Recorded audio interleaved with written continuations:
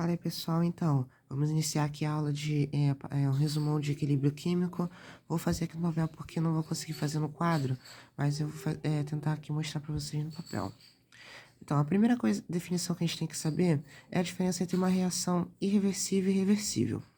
Uma reação irreversível é aquela que, como a gente viu na maioria dos períodos anteriores, são aquelas que possuem sua reação acontecendo em um único sentido.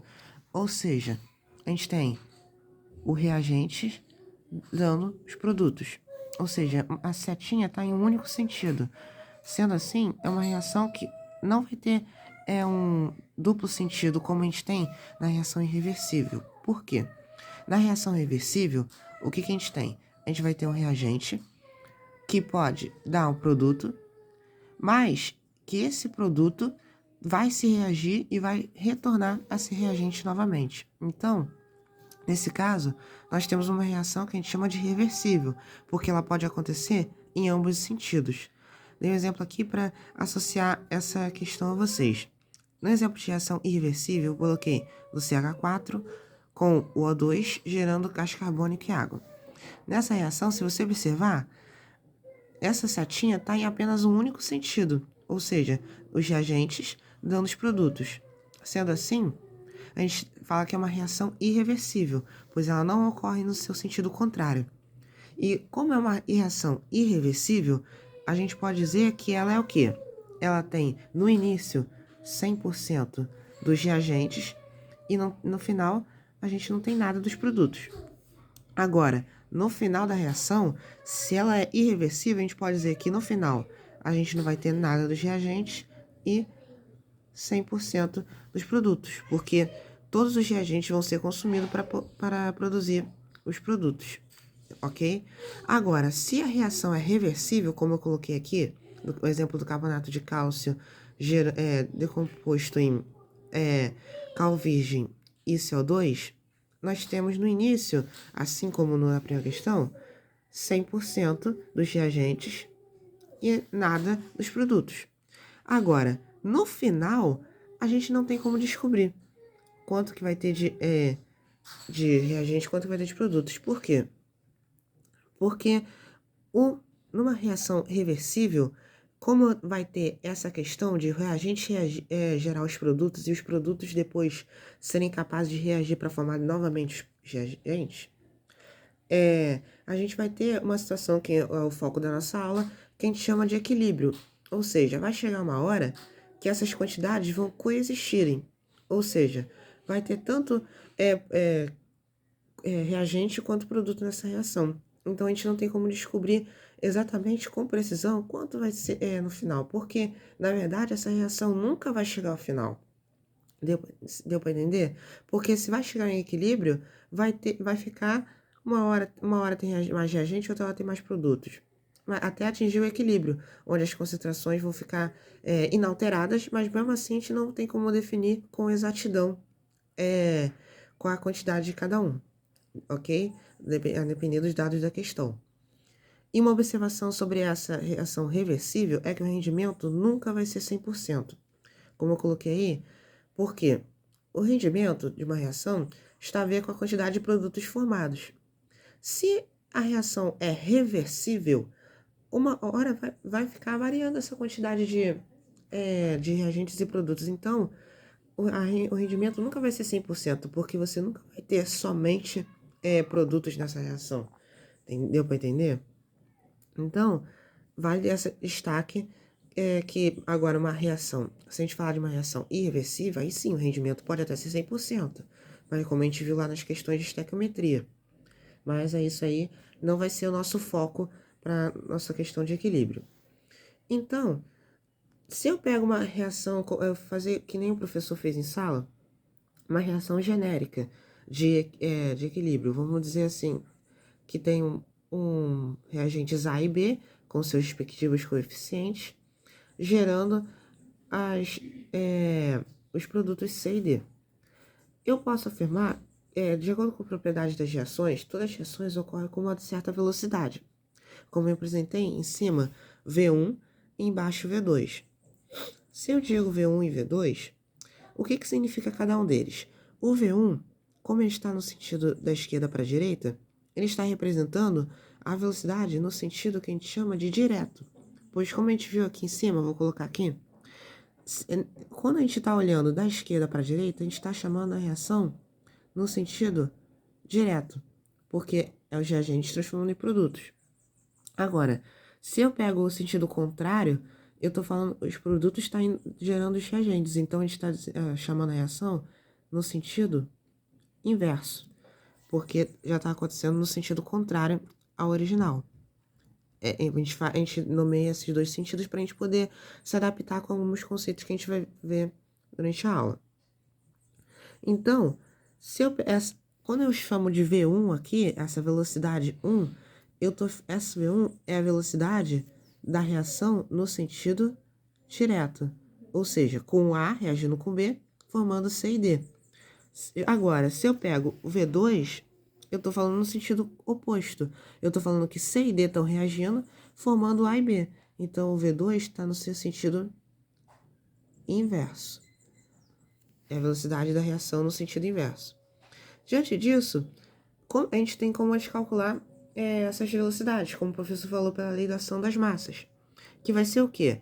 A velocidade 1 vai ser a constante de velocidade no sentido direto, porque já que a gente está falando do sentido direto, vezes a concentração dos reagentes, ou seja, a concentração de A elevado aos seus coeficientes, ou seja, a concentração de A elevado ao seu coeficiente estequiométrico, vezes a concentração de B elevado ao seu coeficiente, ou seja, esse coeficiente é o que está acompanhando aqui na frente da equação.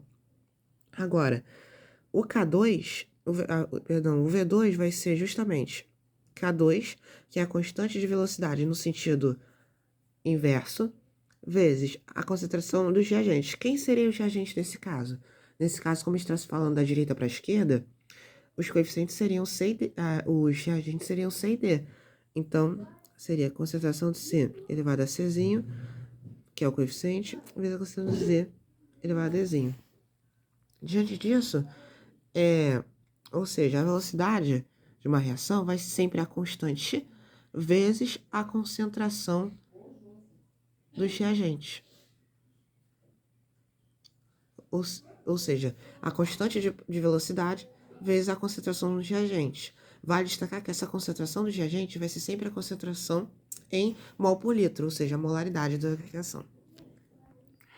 Agora, quando que essa reação vai estar em equilíbrio? Justamente quando as suas velocidades V1 e V2 forem iguais, ou seja, no equilíbrio, a gente vai ter a velocidade do sentido direto sendo igual à velocidade do sentido inverso. Então, com isso, as concentrações, a partir desse momento, as concentrações não vão mudar mais. Como a gente pode ver, nos gráficos aqui, a gente pode fazer uma análise gráfica, como o professor fez, da velocidade em função do tempo.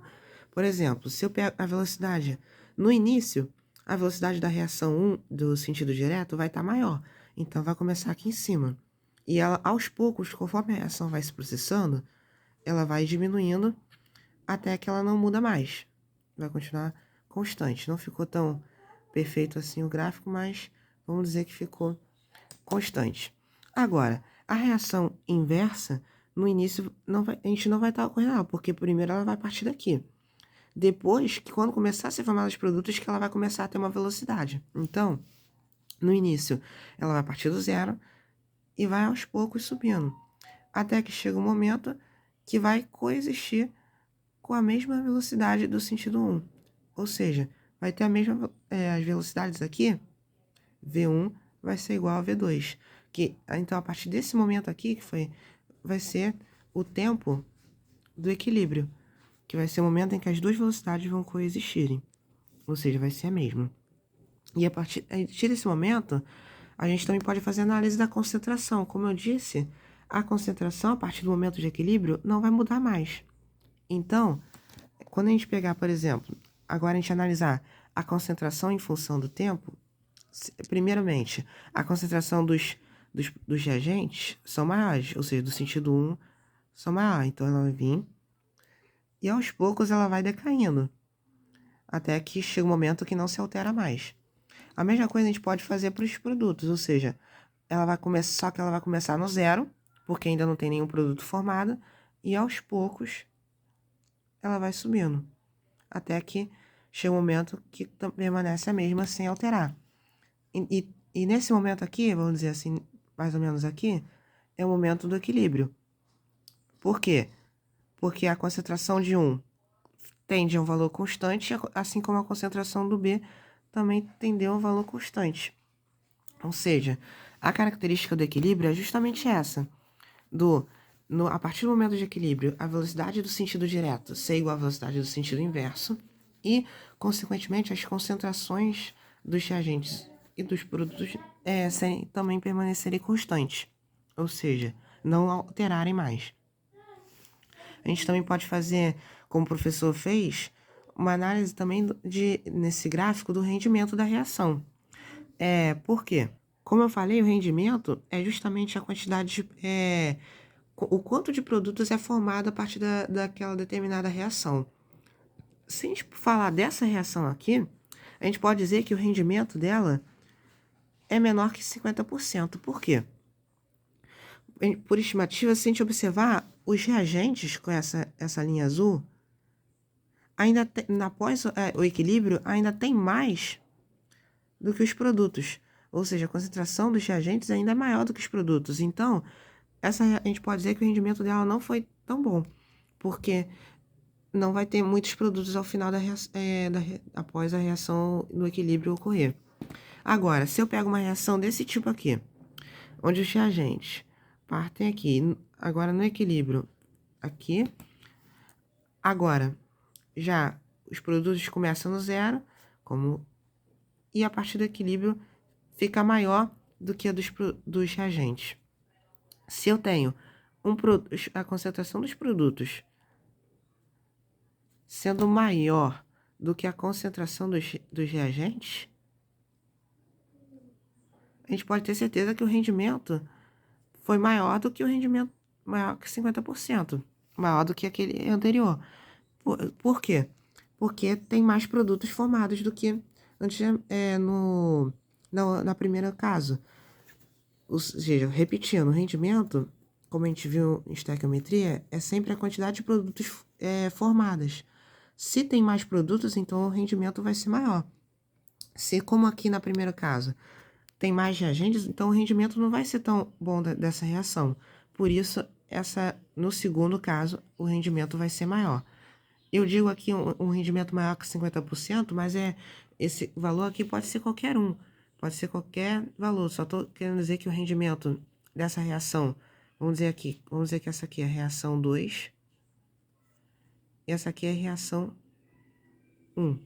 Eu posso dizer que o quê? O rendimento da reação 2 é maior que o rendimento da reação 1. Ok? Tá. Diante disso, a gente começa a classificar, diferenciar o que é um equilíbrio homogêneo e um heterogêneo. Um equilíbrio homogêneo, como eu coloquei, todas as espécies estão em uma única fase, ou seja, todos estão em fase gasosa, como nessa primeira equação, ou todos estão na fase aquosa, que eu coloquei aqui, aquosa e líquida, ou seja, ou todos no estado sólido, ou seja, todas as espécies têm que estar no mesmo estado físico, ou seja, ou todos no mesmo gasoso, ou todos no mesmo sólido, ou todos na mesma fase aquosa.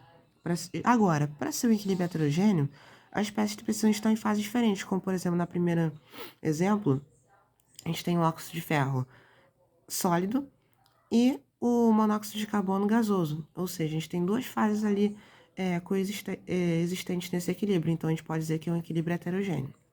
Quando a gente estuda equilíbrio, na maioria dos casos, a gente está estudando apenas os equilíbrios homogêneos, ou seja, para todas as relações que a gente for ver, tanto a constante de equilíbrio e tal, a gente está relacionando todas na mesma fase, no mesmo estado físico, ou seja, ou todos no mesmo gás, ou todos aquoso, ou todos sólido, ok? Agora, quando a gente fala de grau de equilíbrio, eu posso dizer particularmente que é meio que como se fosse o rendimento do equilíbrio. Ou seja, como que esse equilíbrio foi nessa reação, na reação ocorrente. Por quê? O grau de equilíbrio, se a gente for calcular, ele é o quê? É o número de mols que efetivamente reagiu dividido pelo número inicial de mols. Ou seja, por exemplo, se eu tenho uma reação em que, por exemplo, vamos pegar essa mesma reação aqui. 2SO2 mais O2 gerando 2SO3. Se eu digo que tem 2 mols aqui, mas apenas um mol reagiu, 1 mol de SO2 reagiu, qual seria o grau de equilíbrio? O grau de equilíbrio seria 1, que foi o número de mols que reagiu, dividido por 2, que foi o número inicial de mols. Mas a gente tem que tomar cuidado porque nem sempre o número de mols e o número de mols que reagiu está de acordo com a equação. Por exemplo, eu posso dizer aqui que eu tinha no início 4 mols de SO2 e apenas 1 reagiu. Ou seja, nem sempre o número de mols inicial é o que está na equação. Ou seja, nem sempre o número inicial é 2, é 1 e é 2. Ou seja, pode ser um número que é dado pela questão. Uma coisa que eu sempre confundi foi o quê? Achar que o coeficiente da equação era o número inicial de mols, e não é. O número da coeficiente da equação apenas indica a relação estequiométrica entre os reagentes e os produtos. Ou seja, o número inicial de mols vai ser sempre dado pela questão. E, claro, consequentemente, o que efetivamente reagiu.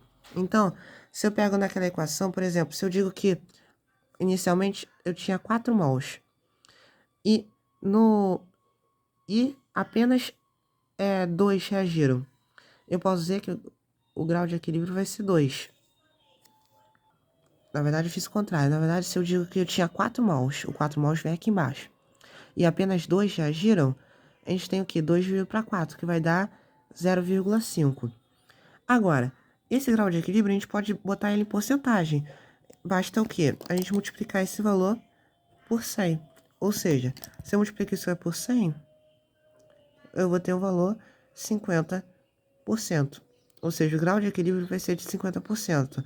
O que a gente pode dizer que é o rendimento da reação, o rendimento do equilíbrio em si, porque por estar referindo ao que reage em função do total ou inicial de mols. Agora, entrando nas constantes de equilíbrio, eu vou falar na próxima parte, para o vídeo não ficar muito grande, e falar, consequentemente, de pressão parcial, a relação entre as constantes de equilíbrio e, além disso, vou falar também sobre deslocamento de equilíbrio na segunda parte do vídeo.